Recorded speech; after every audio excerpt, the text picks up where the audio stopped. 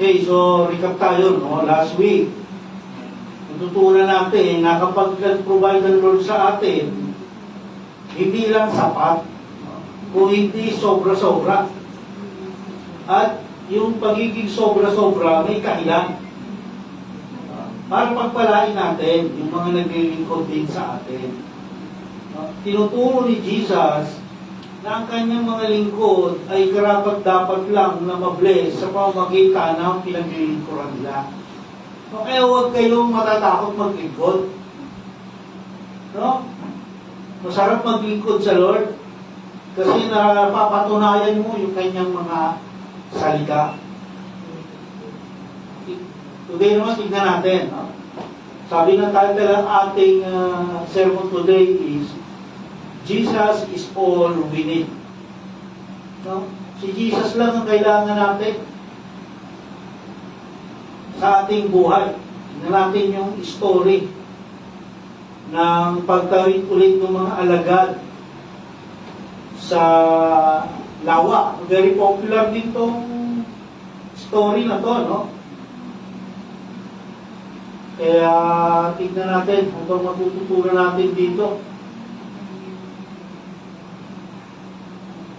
So ang text natin galing sa Mark chapter 6, verse 45 hanggang 56. So next week, next Sunday, siyempre, anniversary natin, ang team natin, Lost and Found. So, aalis muna tayo sa Mark. Pagbalik natin sa Mark, chapter 7 na tayo.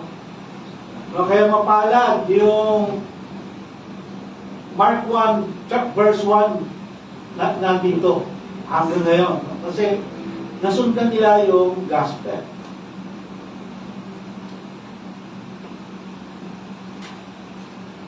Okay, sabi sa Mark 6, verse 45. And immediately, Jesus made his disciples get into the boat, no? And go ahead of him to the other side, to Bethsaida, while he himself was sending the crowd away. No? And immediately, ano ba sinundan nito? Yung feeding ng 5,000. No? Pagkatapos yung feeding ng 5,000, pinaalis na ni Jesus yung mga alagad, no? Sabi ni Jesus, tumawid na kayo doon sa, sa kabila. No?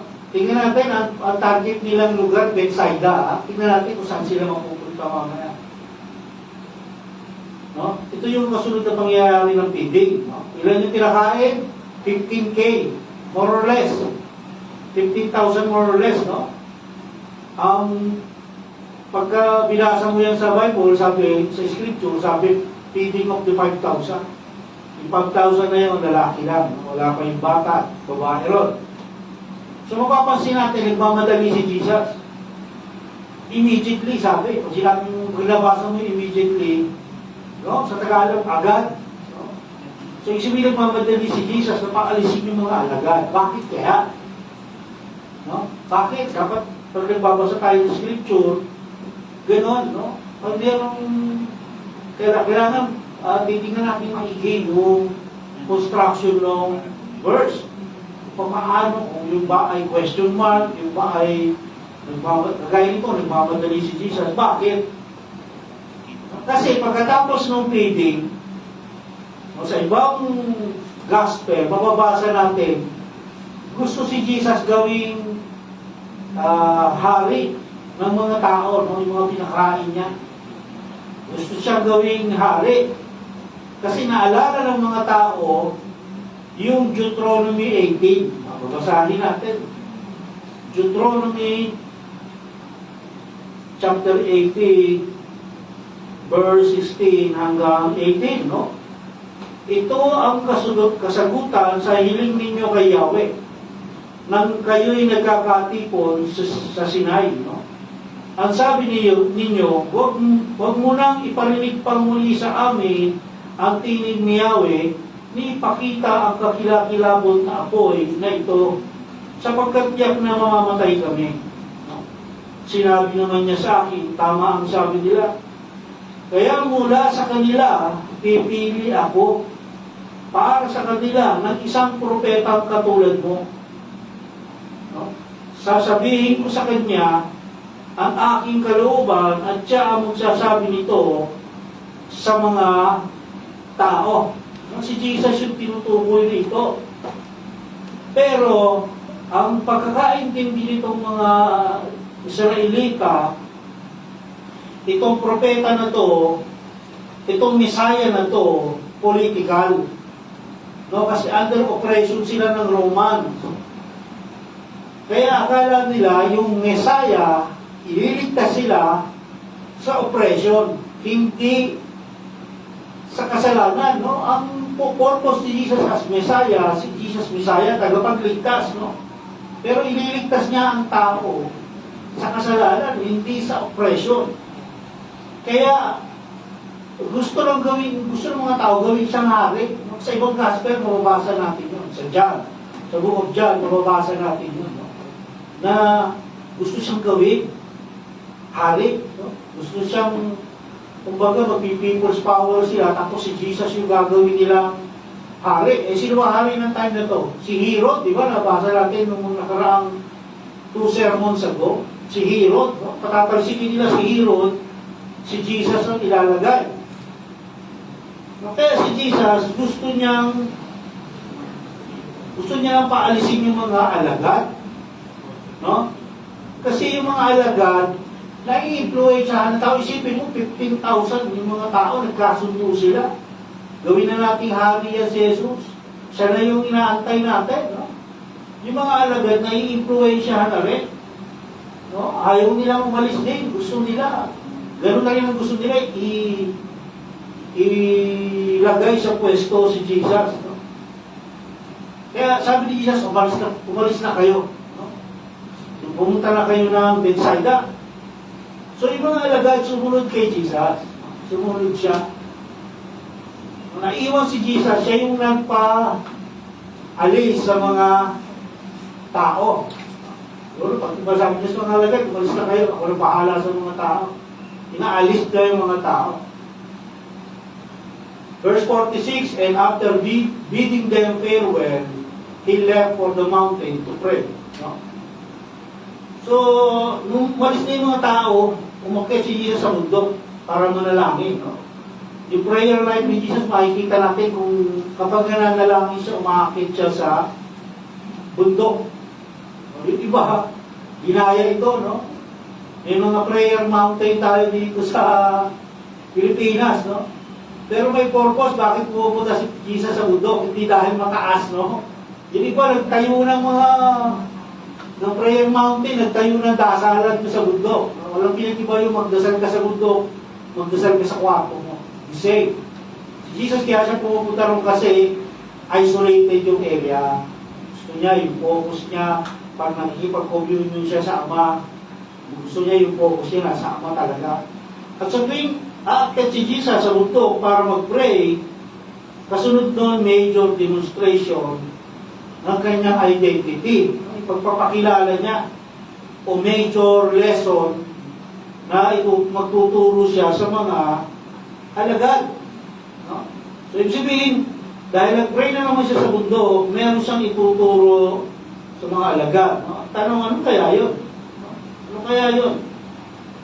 Makikita natin sa mga susunod na verse kung ano yung ituturo niya, no? Verse 47. And when it was evening, kumabi na, no? The boat was in the middle of the sea. And he was alone on the land. So yung mga alagad, nasa gitna na ng, actually hindi sea yun, no? Lake yun, malaking lake. Nasa Sea of Galilee na sila, yung mga alagad, nakasakay sa bangka. Si Jesus, nasa tuktok ng bundok, kaya tanaw na tanaw niya yung paglalayag ng alagad, no? Kung titignan niyo yung sa picture yung Sea of Galilee, makikita niyo sa paligid bundok. Kaya pag nasa tuktokan ng bundok, kitang-kita mo yung Sea of Galilee. Kung naglalayag yung mga alagad, kitang-kita ni Jesus. No? Naglalayag mo yung mga alagad. Verse 48. And seeing them straining at the oars, for the wind was against them, at about the 4th watch of the night, he came to them, walking on the sea, And he was intending to pass by them, no? So, lumakas yung hangin, no? Sabi naman natin noon, no? Nung bago pa lang natin na pag-aralan itong Sea of Galilee, sabi natin dahil sa paligid niya puro bundok, tapos below sea level siya, yung klima, biglang nagbabago dyan, no? Biglang lumalakas yung hangin. So, pag lumakas yung hangin, lalakas yung alon. Automatic yun. Kahit sa dagat, pag malakas ang hangin, malakas ang alon. So, hirap daw sa pagsagwan. No? Sabi, straining at the oars, hirap sa pagsagwan yung mga alagad. No? Ilang oras na ba yung lumipas? Yung tanong natin, mula nung umalis yung mga alagad. Sabi, 4th watch. No? Sabi, 4th watch. Okay, so bakit 4th watch? Ang bilanggit dito ba, hindi sinabi ni Mark kung anong oras talaga. No? Tatandaan natin, kapag nagbabasa tayo lalo na ng gospel, yung intended audience. No? Kasi kung sino yung intended audience, yung mga word na gagamitin, kabisado o alam ng audience. Kagaya nito, si Mark, ang intended audience ni Mark, yung mga Romans. So, yung mga words na ginagamit ni Mark, sinisigurado niya na mauunawaan ng mga Romans pag binasa. At nag-iiba yung approach nila. Si Mark, pag nagkwento, paspasan, no? Hindi kagaya ni Matthew, ni Lucas, medyo detalyado ng konti. So sabi, 4th watch. Ayon sa mga Romans, merong 4 na watch sila sa gabi. Kinuha nila to sa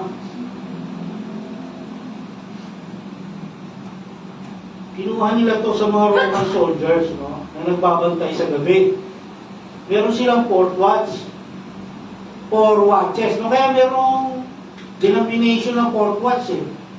Diba? Merong denomination ng 4th watch.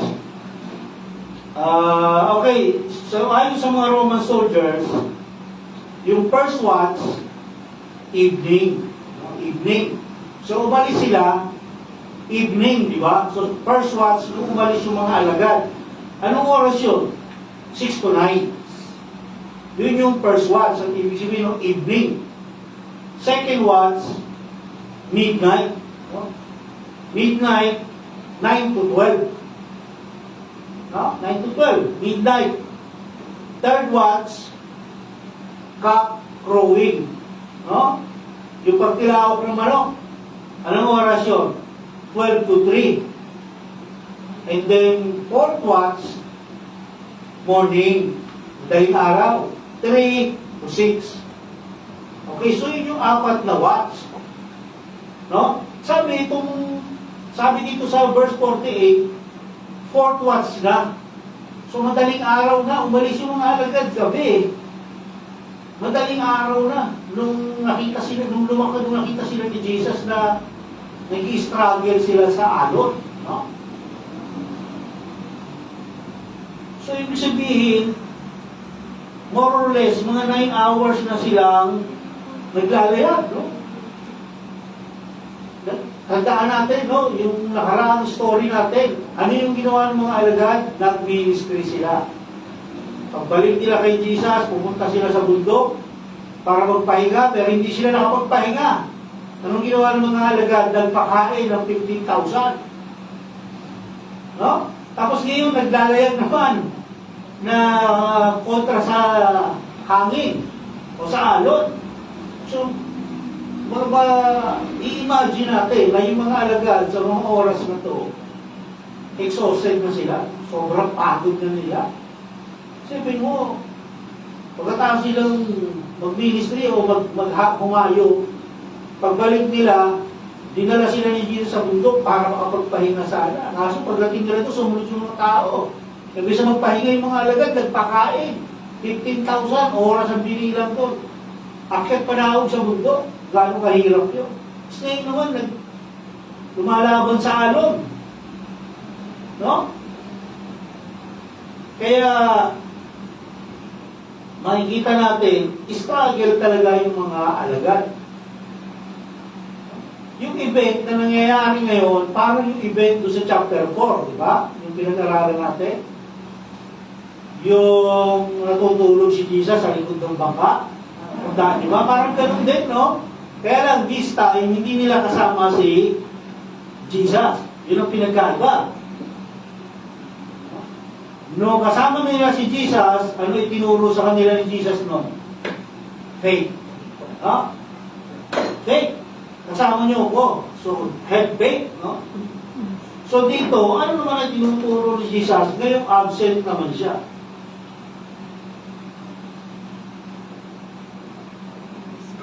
No? Si Jesus, hindi yan gagawa ng ganyan kung wala siyang itinuturo, no? So, meron naman siyang itinuturo dito.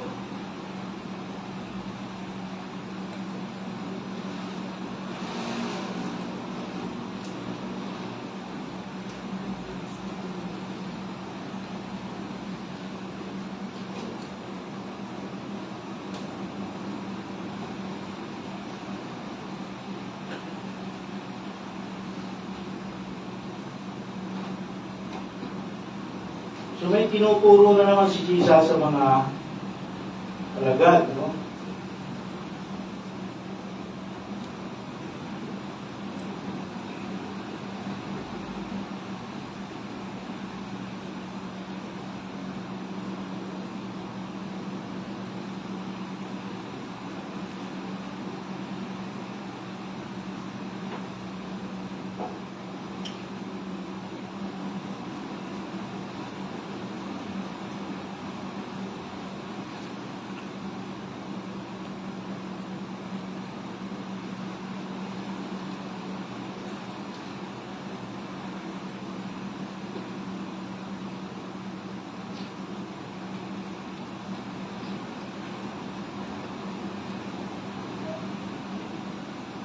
Yan, nag-hangkong public ko.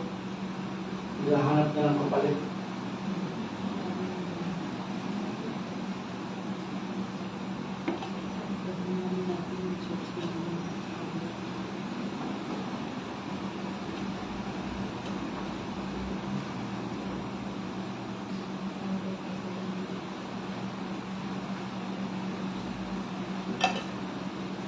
Okay, so sa loob ng 9 hours sa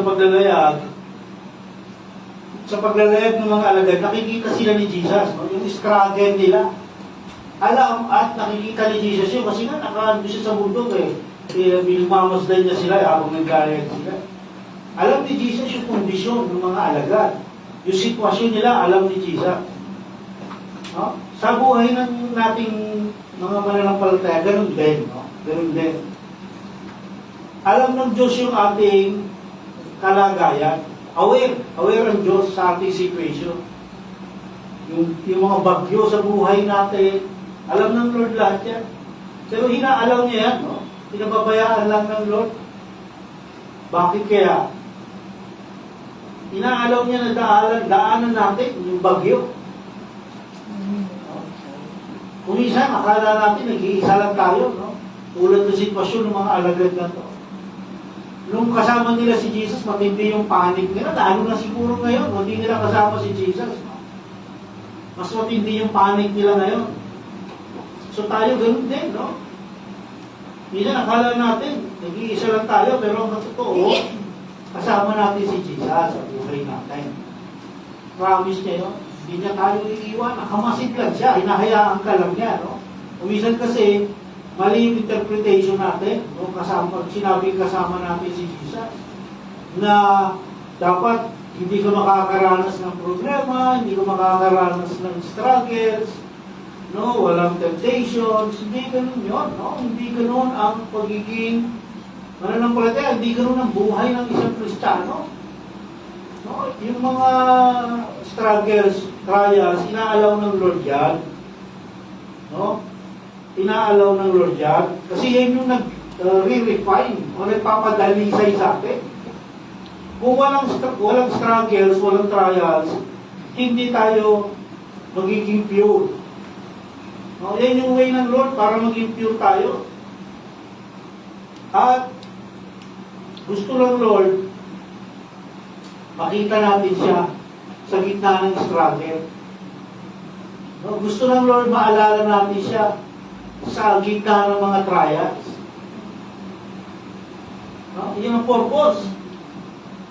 Kasi ang tao, kapag sagana palagi ang buhay, hindi siya nakakalimot sa Diyos yan. No? Hindi siya nakakalimot. Pero siyempre, yung iba ay hindi. Church naman ako nga, church ka. Pero yung heart mo, ano sinasabi? No? Kasi pag wala kang problema, parang minsan hindi mo talaga maalala yung Lord. No? Abala ka. Oh, dami ng pera. Punta ako dito, punta doon. Pasyal dito, pasyal doon. No? Hindi mo maaalala eh. Pero pag nasa gitna ka ng struggle, ng trial, parang tawag mo sa Lord yan. Lord! Lord! Parang banggit mo kay Lord. No? Kumbaga pag nasa gitna tayo struggle, malinaw na malinaw sa atin si Lord, kitang-kita natin. O kaya tinatawag natin. Pero pagka sagana, wala yan. Hindi mo maaalala yan si Lord. Kasi walang storm eh. Kaya kapag nakita natin ang Lord sa gitna ng ating struggle, nag-grow tayo noon. No?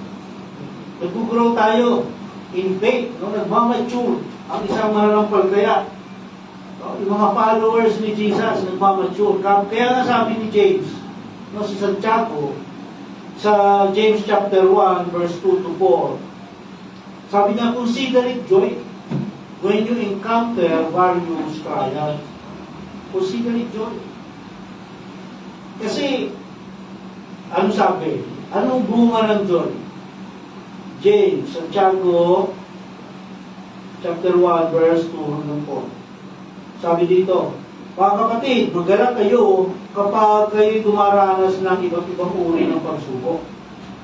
Verse 3, dapat ninyong malaman na napatatatag ng ating pananampalataya at ating pananampalataya sa pamamagitan ng mga pagsubok. So tumatatag daw yung ating pananampalataya sa pamamagitan ng pagsubok. Dapat ninyong malaman, verse 3, verse 4, at dapat kayong magpakatatag hanggang wakas upang kayo'y maging ganap at walang pagkukulang. So yung trials, struggles, yun ang magtutulak sa atin para maging ganap tayo. No? Yan ang, kaya part ng buhay ng isang mananampalataya ito. Huwag natin isipin na bakit kaya dumadanas ako, born again ako, dumadanas pa rin ako mga pagsubok. Part yan. No? Magtaka ka, wala kang pagsubok. Doon ka magtaka, pero huwag ka magtaka kung puro pagsubok ka. Ibig sabihin, dapat nga, sabi nga ni Jesus, magala ka. Kasi, yun ang nagpapatunay na ikaw ay anak ng Diyos. Kasi nire-refine ka niya. No? Ginagawa ka niyang pure. So, anong response ni Jesus dito? Nakita niya yung mga alagad na nag-i-struggle. No? Hindi lang sa mga alagad, yung response na ito ni Jesus, hindi lang ito sa mga alagad. Paging sa atin, ganito rin ang response niya. No? Sabi, He came to them walking on the sea. No? Naglakad si Jesus papunta sa kanila. No? Pero yung intention ni Jesus, nagpasan sila. No? Sabi, He was intending to pass by them. No, bakit? Bakit gusto ni Jesus lagpasan sila? Bakit hindi niya gustong tumbukin yung mga alagad? Kasi gustong i-test ni Jesus kung makikilala siya ng mga alagad. No? Kasi kung minsan ganun tayo eh. Kahit lagi tayo sa church, pinag-aaralan natin kung sino si Jesus. No? Pero pag nakita natin kumikilos na si Jesus sa buhay natin, hindi natin alam kung kaninong kilos yun. Hindi natin alam kung sinong gumagawa. No? Hindi natin mag-differentiate kung ito ba ay gawa ng kaaway o gawa ng Diyos. No?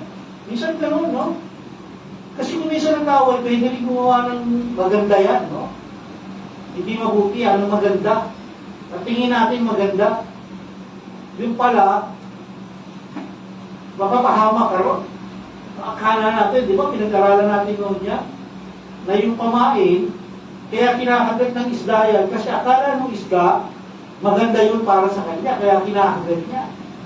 Hindi niya alam, mapapahamak siya ron. Ganun din ang ginagawa ni Satan sa atin. Akala natin, yung ino-offer niya maganda, kakagatin mo ngayon niya, pagkagat mo, goodbye. No? Ipiprito ka o kaya isisigang ka. Pag kinagat mo yung pain ni Satan. So, gustong i-test sana ni Jesus, no?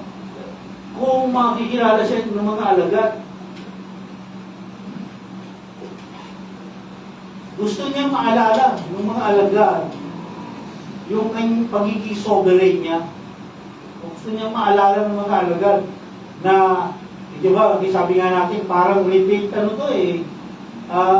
parang deja vu, nangyari na yan sa kanila. Yung una nga, kasama nila si Jesus. Ngayon, hindi.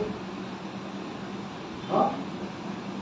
Kaya, gusto ituro sa kanila ni Jesus, hindi niyo man ako kasama dyan physically, pero kasama niyo ako spiritually. No?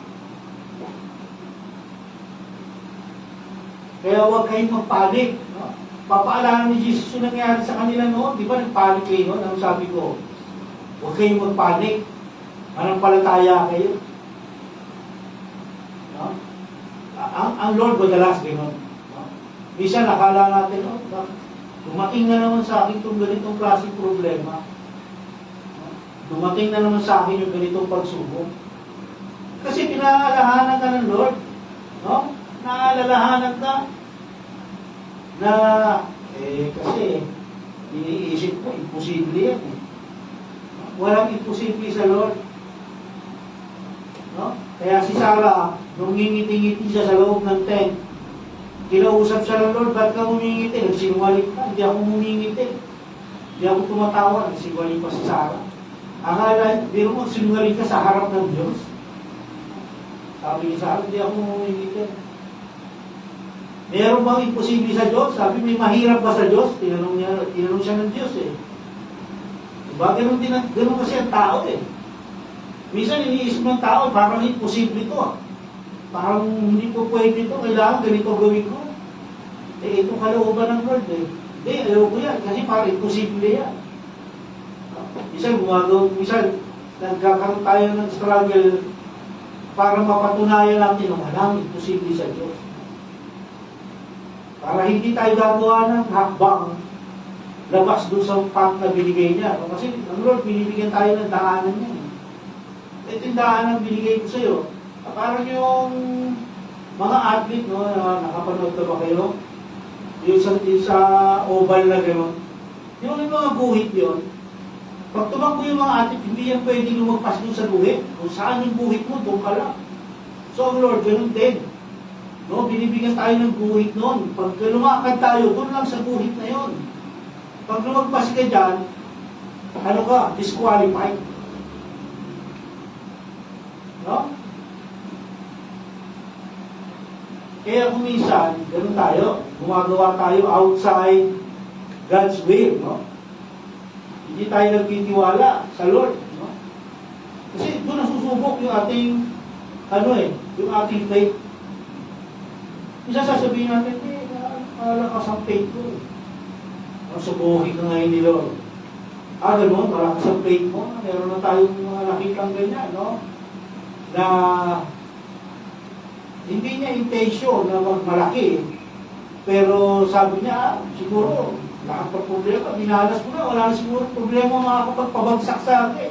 Ayun. Doon naka-counter siya ng problema. Bagsak. Hindi natin pwede sabihin sa Lord yun. Kailangan magtiwala tayo sa Lord, sa Kanya lang talaga. No? Hindi tayo pwede magtiwala sa tao. Verse 49. But when they saw him walking on the sea, they thought it was a ghost. They cried out, no? So, nag-i-struggle na yung mga alagad dahil sa hangin at alon, nakakita pa nila si Jesus, naglalakad, kapag wala nilang multo. No? So, yung sabihin, meron talaga multo, no? Yung sabihin mo, meron talaga. Kasi multo, bad spirits yan. So, akala nila multo si Jesus, no? Nakita mo, anong downside dito? Napagkaman nila multo si Jesus kasi iniisip nila walang mga ang tao nun yung paglalakad sa tubig. No? Ang sabi nga, defying science. No? Kasi kung science ang titignan natin, wala talaga makakapaglakad yan sa tubig, lulubog at lulubog ka. No? Pero hindi naman tao si Jesus, ay Diyos. No? Kaya kaya niya, wala kang mahirap sa kanya. No? Defying science, kaya napagkamalan sa ghost ng mga alagad. Verse 15. For they all saw him and were terrified. Isipin mo yung word na ginamit, terrified. But immediately he spoke with them and said to them, take courage. No? It is I, do not be afraid. Pinakita ni Jesus sa mga alagad, sino ba talaga ako? No? Nung sinaway niya yung alon at saka dagat at saka hangin, nung kasama niya yung mga alagad, sa Mark 4, chapter 4, parang hindi sapat, no? Na nakita ng mga alagad na pinatigan niya yung alon at hangin. So sabi ni Jesus, ito pa, isa pa. No? Naglakad siya ng tubig. Kaya ba gawin ng tao yan? No? Wala nakakagawa nun, no?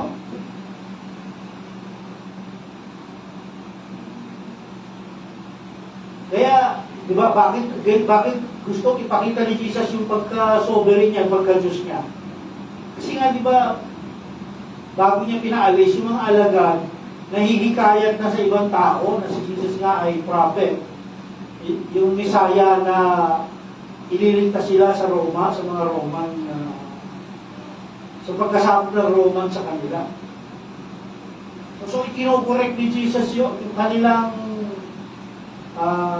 kaisipan na si Jesus ay prophet, no? At multiplier ng pagkain. No? Isipin mo yan, kung ano yung mga pinakita ni Jesus. No? Sinasabi ni Jesus sa kanila, ako ay Diyos. Ako yung provider ng lahat. Lahat niyong pangangailangan, ako. No? Sa Book of Matthew, yung story na to, sa Book of Matthew, yung story na ito, mas detalyado, no? Sa Book of Matthew, sinabi ni Matthew na si Peter, makita niya si Jesus, nag-request si Peter, Panginoon, kung kayo nga talaga yan, hayaan niyo akong lumapit sa inyo. Tinawag siya ni Jesus. Umakbang si Peter sa tubig. Nung kay Jesus siya nakatingin, hindi siya lumulubog.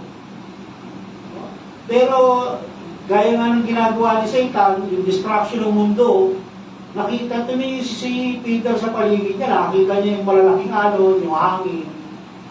Nung inalis niya yung focus niya kay Jesus, ano nangyari? Lumubog si Peter, no? Kasi inalis niya yung focus sa Diyos eh. Doon siya pumokus sa mundo eh. Sa paligid niya eh. So ganun din sa atin, no? Focus natin sa Lord lang. Huwag natin ipopokus yung ating atensyon sa mundong ito. No, lahat yan. Baliwala lahat yan.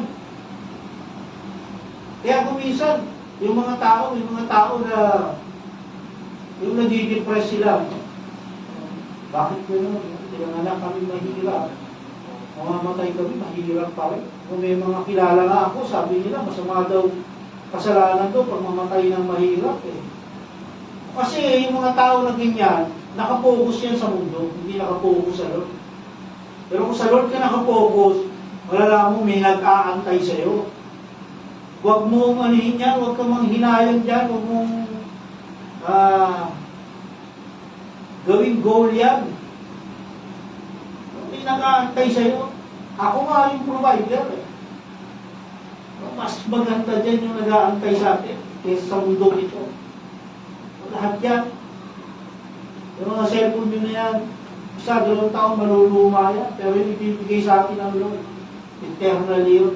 Eternal.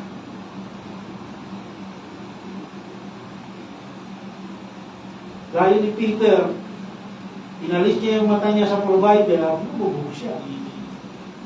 Inalis mo yung mata mo sa provider. Lubog ka talaga, pero kung doon ka nakapokus, hindi ka lulubog. Kaya napapalad tayo, no? Kasi every week, gumagano tayo sa church. Every week, naririnig natin kung ano yung dapat natin gawin. Ang problema, kung minsan natin natin, papasok dito, lalabas dito. Pinipilter natin kung ano yung dapat yung gusto natin gawin. Ito lang gagawin ko.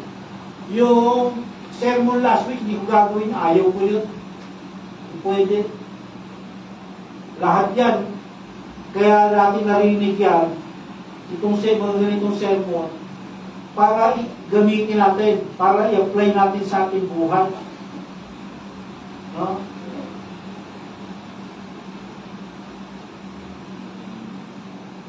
Tandaan natin, we cannot do anything apart from Jesus. No? John 15:5, ano sabi ni John 15:5? John 15:5. Ako nga ang puno ng uwas, at kayo ang mga sanga. Ang nananatili sa akin, at ako sa kanya, ang siyang nagbubunga ng sagana. No? Kapag nanatili ka doon sa path na binigay sa ng Lord, mamumuha ka ng sagana. Sapagkat wala kayong magagawa kung kayo hiwalay sa akin. No, wala tayong magagawa, dapat tandaan natin yan. Wala tayong magagawa kung hiwalay tayo kay Jesus. No, hindi natin kaya isalba yung ating sarili. Yung gusto natin, hindi natin magagawa yun. Ipapahamak lang tayo nun. Huwag natin gamitin yung strength natin.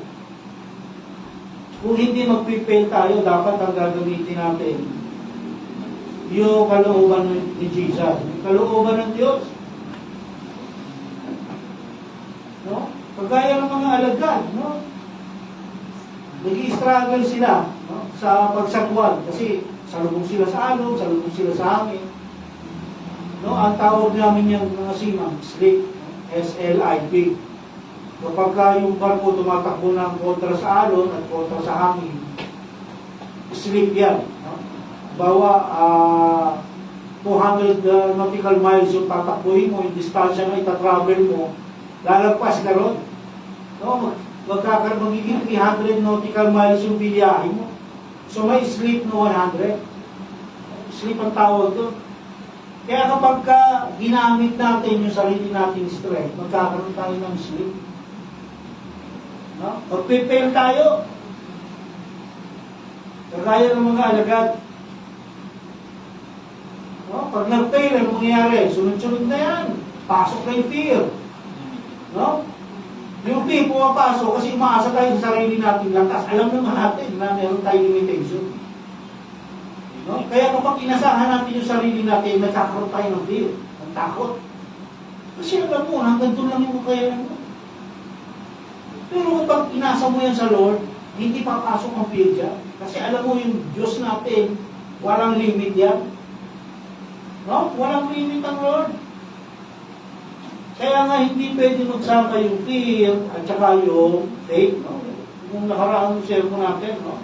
Hindi yan sila pwedeng magsama.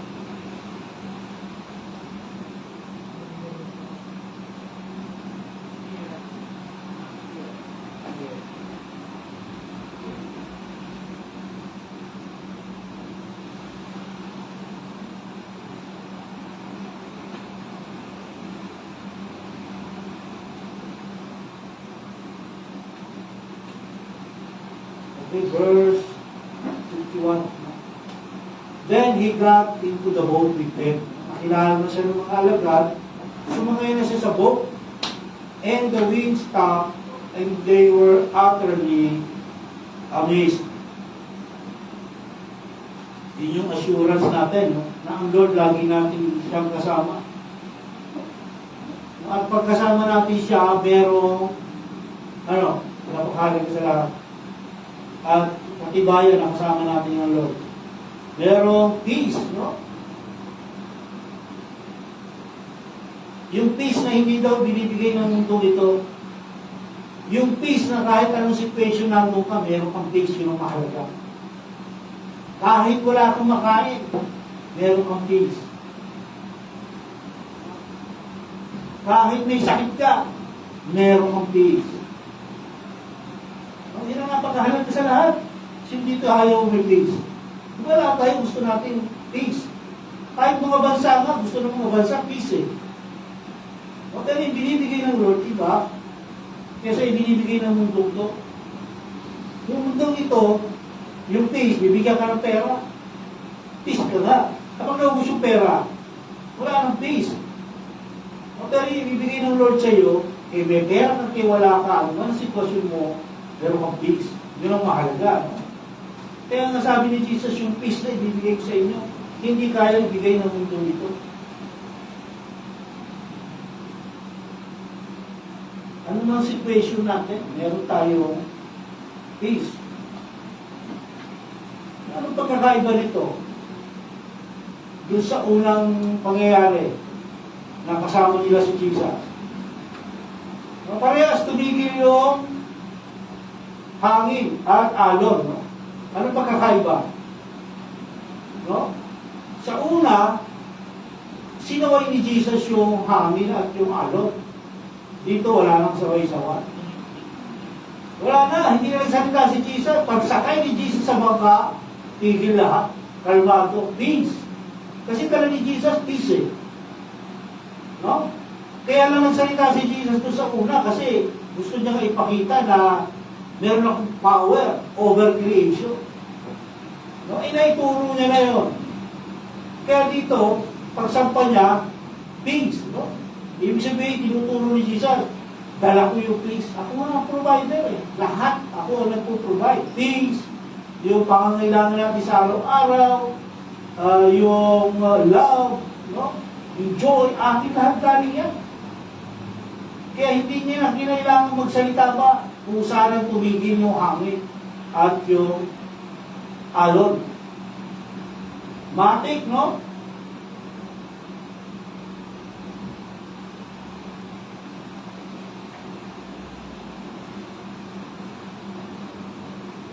Verse 52, for they had not gained any insight, no? Ano mo sabi? Hindi nila naunawaan about the loaves, no? Yung nangyari sa tinapay. But their heart was hardened. Ito nakakalungkot. Maraming mananampalataya ngayon, ganyan pa rin ang kondisyon. Yung heart hardened, matigas ang puso. No? Typical character na mga believers na immature. Ganito yung immature na believers. Hardened, matigas ang puso. No? Kapag hindi mo maunawaan yung mga nangyayari sa buhay mo, ibig sabihin, immature pa tayo. No, dapat yung mga nangyayari sa buhay natin, alam natin. No? Dumating itong problema natin sa atin. Nung nakaraan, na-experience ko ito. Bakit bumalik na naman? Kasi, hindi mo pala papasa yun. Kaya bumalik. Kumbaga, re-examine yan.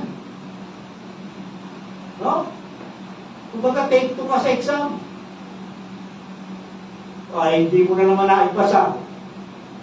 Take 3 ka ngayon. Hanggang di mo na ipapasa yan, paulit-ulit lang yan. Pero pag naipasa mo na yan, bibigay pa ulit ng Lord sa yan. Kasi hindi na, wala ka nang matututunan dyan eh. No? Kaya ibibigay sa'yo, hindi mo pa naipasa kasi kailangan mong matuto para maipasa mo. Kung naipasa mo na, nakuha mo na yung lesson, ano mo na ibalik pa na yun ng Lord yan? Ano yung sadista ba si Lord? Hindi, magbibigyan ka ng panibagong problema niya. Kaya dapat ganun tayo, yung heart natin, huwag hapon yung matigas, no? Kasi hindi na, pag matigas ang puso mo, hindi mo mauunawaan yung mga nangyayari.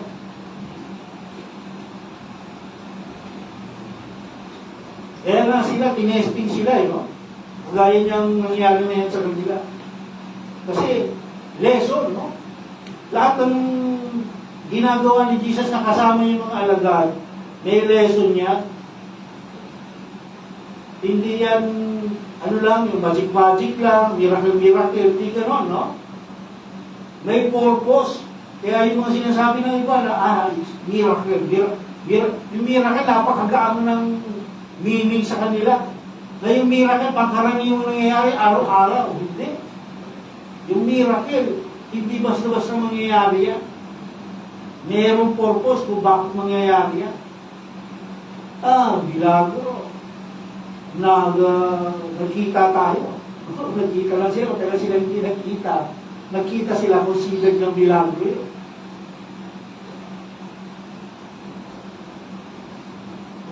Kaya nga, yung faith kasi natin, parang muscle ng tao yan. No? Si Jen, nag-gym yan. Pag nag-gym ka, anong ginagawa mo? Pinalalakas mo yung muscles. Diba? Kasi kung nag-gym ka, wala ka namang gagawin, hindi mo naman, uupo ka lang sa gym na gano'n, ba't ka pa nag-gym? No, pag nasa gym ka, nagbubuhat ka ng mabigat, ini-exercise mo yung muscles. Doon din yung faith natin. Kung walang exercise yung faith natin, manghihina. No? At ang exercise ng ating faith, yung mga trials and struggles. Yan yung exercise, yan yung mga weights ng ating faith. No? Kailangan ng ating faith constant exercise para hindi manghina. Napansinin natin, kapag matagal tayo walang struggle, ano nangyayari? Sabi nga ni Axis Pro, nagiging complacent tayo. No? Nagiging bastante, no? Sa Tagalog, nagiging bastante tayo. Kampante ba? Sorry, ano yung bastante? Kasi ako na-order dito. Hindi ko alam kung kampante pala, may bumubulong dito, translator, no? Kampante pala, no? Wala, kung yung bastante, sa isang player, di ko alaminin mo na bastante, kampante pala. Wala ako na sinabing word. So, nagiging kampante tayo. No? Ano ba yung bastante? Ha? Maraming na lang parang maaluan mo. Maaluan daw. O yun, connected din. Maaluan pala yung sabihin. Okay, so gano'n na nangyayari, no? Kapag yung hindi natin ini-exercise yung ating faith, kapag walang dumarating na trials and struggles sa ating buhay, nagiging kampante tayo, naging complacent tayo sa English, no? Kabanjing-banjing ka na lang. Pero pagka yung may struggle, hindi, nakafocus ka niya. Talagang sharp. No? Konting kibot yan, Lord. No? Konting kibot, Lord. Pero pagka kampante ka, hindi mo na isip yan si Lord. Kampante. Wala ka naman dapat itawag sa kanya eh. Pero pagka full of blessing, ano dapat natin gawin? Mag-pray tayo, no? Pagpasalamat na. Today, Lord, wala akong stress. Thank you, Lord. Kinabukasan, Lord, wala rin stress. Dumating yung linggo, Lord, puro stress ako ngayong araw na to. Linggo eh. No? Pagpasalamat natin. Huwag natin kakalimutan sa si Lord. Ano man ang ating sitwasyon. Okay, verse 53. Tapos na tayo. And when they had crossed over, they came to land at Gennesaret and moored to the shore. Saan yung target nila kanina? Pumunta? Bethsaida, punta sila sa Gennesaret. No? Ganun kalakas yung alon. No? Tinagpad sila sa Gennesaret. Doon sila napunta. Pero itong Gennesaret, malapit to sa Capernaum. No? Sa bahay. Saan nakatira si Jesus at sila Peter? Malapit yan doon. Kaya para sa kanila, okay na rin. No? Siguro, sabi ni Peter, ay salamat, malapit lang ito sa amin. Uwi muna ako, magpapahinga ako. 3 araw na ako walang tulog. No? Isipin mo, nag-ministry sila, nagpakain ng 15,000, tapos nag-struggle sila magdamag sa dagat. No? So pagdating niya ng lupa, ay salamat, pagpahinga na ako. Yun ang akala niya. No? Ano sabi sa 54? And when they got out of the boat, immediately the people recognized him. No? Pagbaba nila ng bangka, nakakilala nila si Jesus. Si Jesus yun ah. Ayun, bumababa ng bangka. No, ano mangyayari niyan? Siyempre, mga kapitbahay, si Jesus dumating, yung mga may sakit sa inyo, dalhin nyo na. Ganun yan, no? Kasi kilala nila si Jesus na si Jesus ang nagpapagaling eh. No? Ano sabi? 55, and ran about the whole region and began to carry here and there on their mats those who were sick. No? In the place they heard he was. So, excited ang mga tao. Lahat ng mga may sakit, dalahin na yan doon. Ito si Jesus. So sabi ng mga alagad, akala ko pahinga to. Yung pala, trabaho na naman. No, nakita natin kung paano mag-serve sa Lord. No? Isa, nakakapagod. No, pero nakita natin yung mga alagad, walang reklamo kayo. Hindi mo marinig Lord. Di ba? Pauwiin mo muna yung mga yan. Wala munang healing kung araw na ito. Yung matulog muna kami kahit 4 na oras lang. Walang gano'n, no? Kapag si Jesus nagsimula ng manggamot, simula na yun. No? At makikita natin yung reaction ng mga tao. No? Super excited sila. No? Tumakbo pa eh. No? Ibig sabihin excited. At ipinamalita sa buong bayan na nandyan si Jesus. No? Sana ganito din tayo, no? Na meron tayong excitement na ibalita si Jesus sa ibang tao. No? I-share si Jesus sa iba. No? Excited ka. Pag uwi ko, si-share ko sa kapatid ko yung sermon ni Pastor. No? Meron tayong ganung nararamdaman. Kasi yung excitement, yun ang magtutulak sa atin eh. Para maging malakas ang loob natin sa pagsishare ng gospel. Yung excitement na yan. Yun ang delikado, no? Sabihin ko sa inyo ito, no? Yun ang delikado pag nawala na tayo ng excitement. Napaka-delikado, no? Pag hindi ka na na-excite, no? Pag hindi ka na, ako sa totoo lang, no? Kapag kayo manbawa, nag-preach si Tatay Eric, si Morena, pagkatapos nun, may excitement eh. No? Ano bibilis ako? May excite ako kasi parang na-miss ko yung araw na yun na mag-preach. No, kahit doon pa, nung nasa PY pa ako, pag malapit na yung araw na ako na mag-preach, hindi pa ako pastor nun ha, may excitement sa heart. No, sana ganun din tayo, yung maramdaman natin yun, yung excitement. Bukas linggo na naman, excited ako. Hindi yung, ay naku, linggo na naman. Ang dami na pa naman gagawin. Ay naku, umuulan, linggo pa naman. Kung walang excitement, dull, dry yung buhay. Nakakalungkot yung mga ganon, no? Medyo kaduda-duda. Yung ating spiritual life, pag ganon, kailangan meron palagi tayo. Excitement sa puso. Excited ako. Hindi pagbango. Lalakad ka na, umuulan, saan patulog, di gawin. Pero kung may excitement ka, pagbango mo, naku, relax mo lang, pero okay lang. Araw ng church niya yun eh. Magdadrams ako ngayon eh. Magkikitara ako ngayon. No? May excitement ka. Hindi, ay naku, magdadrums na naman ako. Ay naku, magigitara na naman ako. Kakanta na naman ako. Walang kabuhay-buhay. No? Pagka ganun, delikado tayo.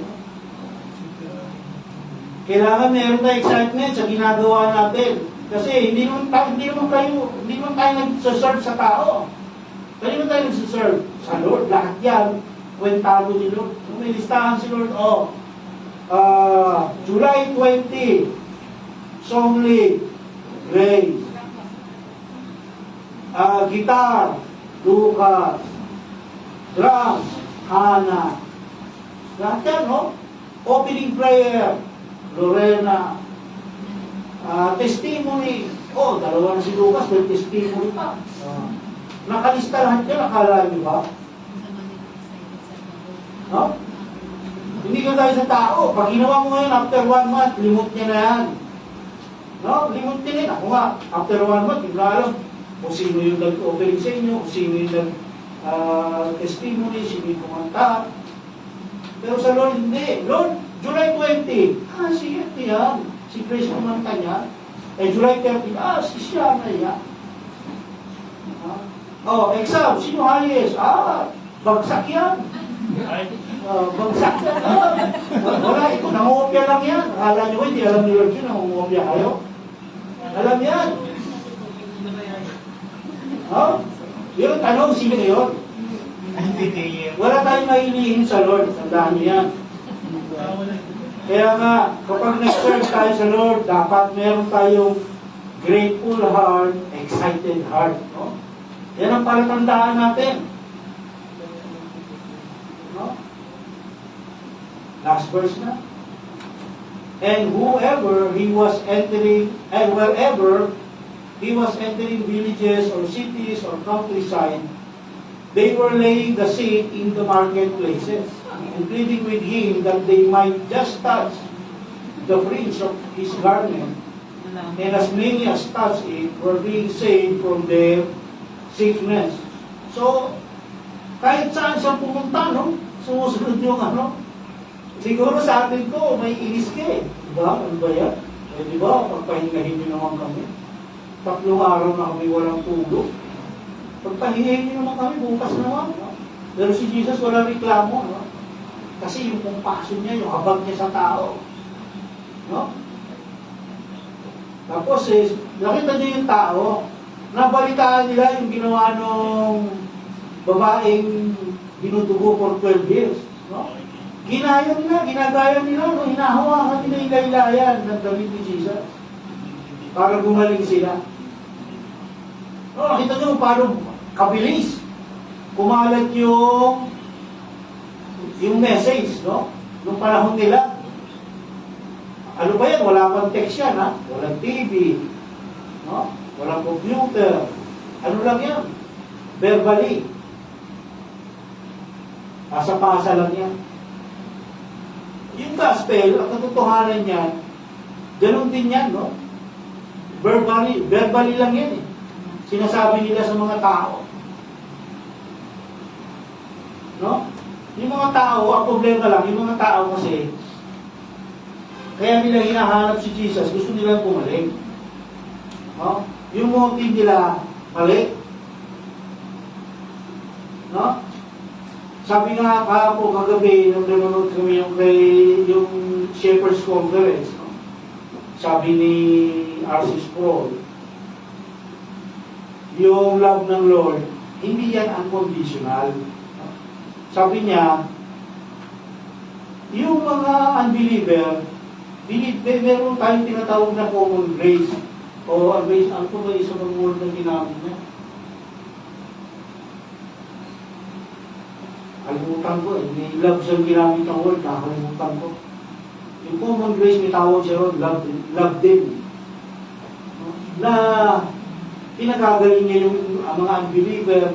Kagaya yung ginagawa ni Jesus dito, mga unbeliever naman to, hindi naman to pumunta sa kanya para spiritual salvation, o hindi physical healing ang habol nito manito eh. Pero dahil nga sa compassion ni Jesus, yung karakter ng Diyos na merciful, pinaprovide niya yung gusto, no? Pinagagaling niya. Ayun, benevolent. Yung term ni R.C. Sproul, benevolent love. Yung grace, yung common grace, benevolent love. Makikita natin, no? Makikita natin na kahit na hindi mo mananampalataya, pinagagaling niya. Kaya yung mga unbeliever, meron yung grace na tinatanggap din sa Diyos. O yung common grace, yung benevolent love ng Lord. At sa ating pagtatapos, Jesus provides His presence so that we need not be afraid of the troubles that come our way. Because He has overcome the world. And we find our purpose in life through Him. Ibinigay ni Jesus ang kanyang presensya upang hindi tayo matakot. Kasi nga hindi pwedeng magsama yan sila eh. Yung faith and fear. Sa mga kaguluhan dumarating sa atin dahil pinaignan niya ang mundo. Sabihin meron na tayong assurance. No? Dinaignan nga, sabi sa John 16:33. Dilaig ko na ang mundo, huwag na kayong matakot. Ngayon darating tribulation, sabi ni Jesus. Basahin natin, John 16:33.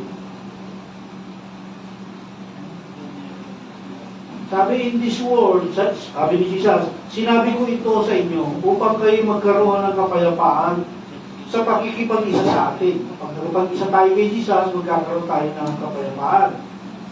Magdaranas kayo ng kapighatian sa mundong ito. No, ito yung sinabi niya, no? Hindi niya sinabing sa mundong ito magiging maginhawa kayo. Gaganda buhay nyo. Wala, hindi, no? Sabi niya, magdaranas kayo ng kapighatian sa mundong ito. Ngunit, no, tibayan ninyo ang inyong loob na pagtagumpayan mo na ang sanlibutan. No? Tibayan daw natin ang loob, bagamat daranas tayo ng paghihirap, tribulation sa mundong ito, ma-overcome natin yun. Kasi na-overcome na ni Jesus ang mundo, siya yung provider natin. No? At sabi pa, dinaignan niya ang mundo at katagpuan natin ang layunin natin sa buhay sa pamamagitan niya. Yung purpose natin sa buhay, kay Jesus lang natin matatagpuan yun. No? Hindi yung sasabihin ng kaibigan mo, dapat maging doktor ka. Dapat maging engineer ka. Dapat maging lawyer ka.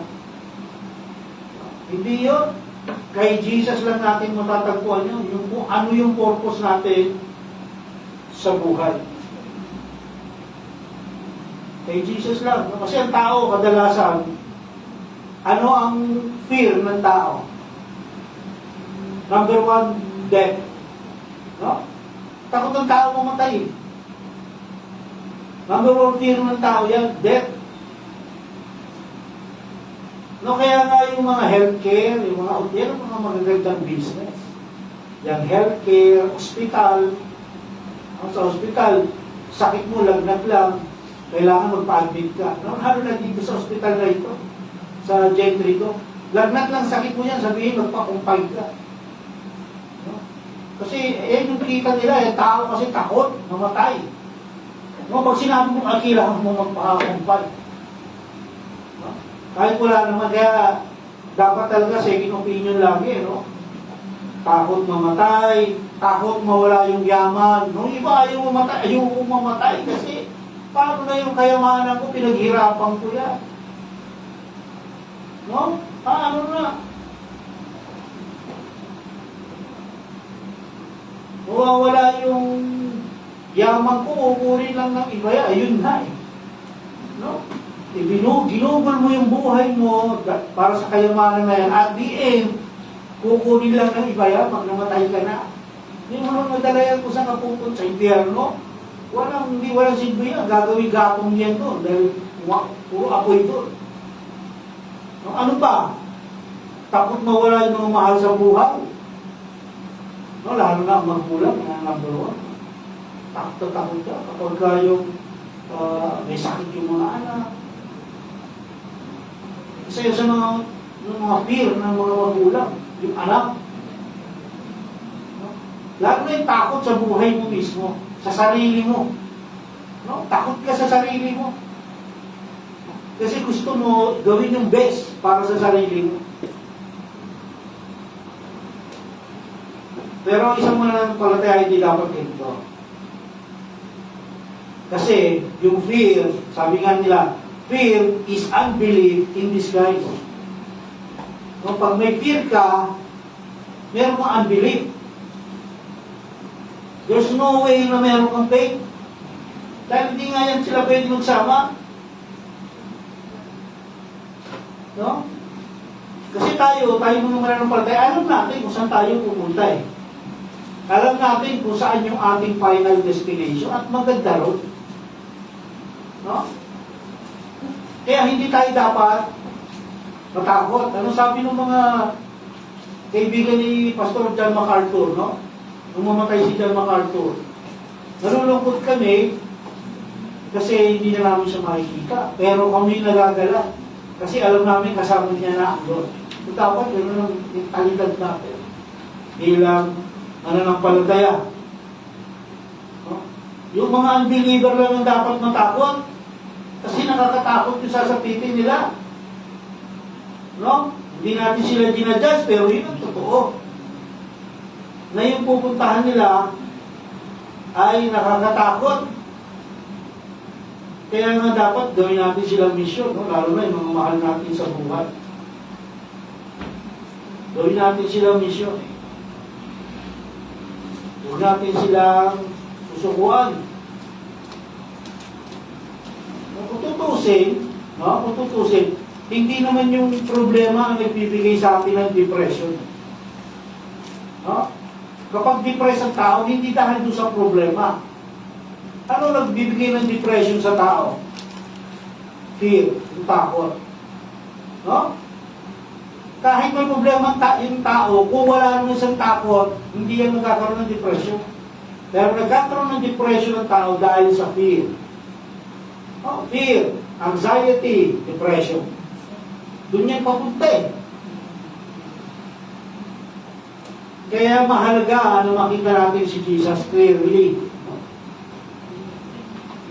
Sa lahat ng sitwasyon ng ating buhay, dapat lagi natin nakikita si Jesus. Huwag mo ipapatato ha, yung iba, gano'n na pinapatato. Bakit ka nagpatato niya? Parang lagi ko nakikita si Jesus. Maling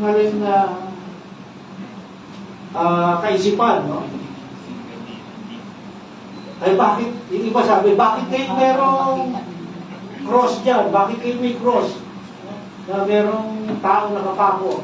Parang lagi ko maalala si Jesus. Ganun ba yung sinasabi ng Bible? Hindi. No?